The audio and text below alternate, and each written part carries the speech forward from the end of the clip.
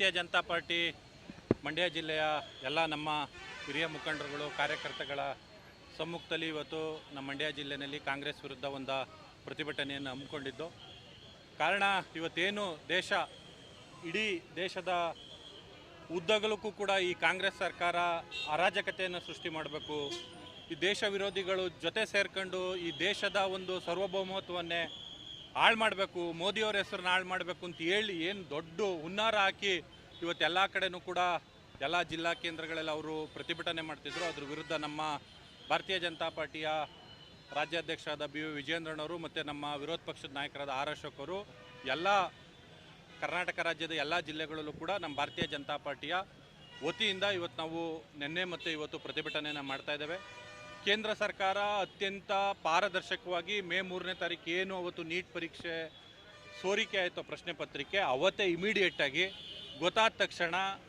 ಒಂದು ಪೊಲೀಸ್ ತನಿಖೆ ಆದ ತಕ್ಷಣ ಅದಾದಮೇಲೆ CBI ಎನ್ಕ್ವೈರಿ ಆಗಿ ಅದಾದ ತಕ್ಷಣ 13 ಜನನ್ನ ಬಂಧಿಸಿ ಅವ್ರಿಗೇನು ಕ್ರಮ ತಗೋಬೇಕು ಅದನ್ನೆಲ್ಲನೂ ಕೂಡ ತೆಗೆದುಕೊಂಡು ಅದ್ರ ಜೊತೆಗೆ ನೀಟ್ ಪರೀಕ್ಷೆಯನ್ನು ಅತ್ಯಂತ ತ್ವರಿತಗತಿಯಲ್ಲಿ ಪುನಃ ವಾಪಸ್ಸು ಪರೀಕ್ಷೆಯನ್ನು ಮಾಡಿ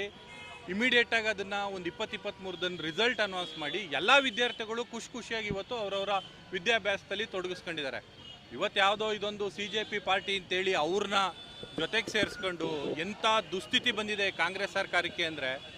ಇವರು ಒಂದು ವಿರೋಧ ಪಕ್ಷದ ನಾಯಕರಾಗಿ ಇಷ್ಟು ದಿವಸಗಳ ಕಾಲ ಹೊರ ದೇಶದಲ್ಲಿದ್ದು CJP ಮಾಡ್ತಾ ಇರೋಂಥ ಒಂದು ಪ್ರತಿಭಟನೆಗೆ ಇವ್ರು ಹೋಗಿ ಸೇರ್ಕೊಂಡು ಅಲ್ಲಿ ಕುಮ್ಮಕ್ಕೆ ಕೊಟ್ಕೊಂಡು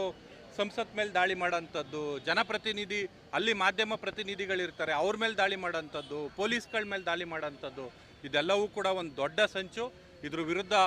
ನಾವು ಏನು ಕಾಂಗ್ರೆಸ್ ಸರ್ಕಾರ ಮಾಡ್ತಾ ಇದೆ ಅದು ದೇಶ ವಿರೋಧಿ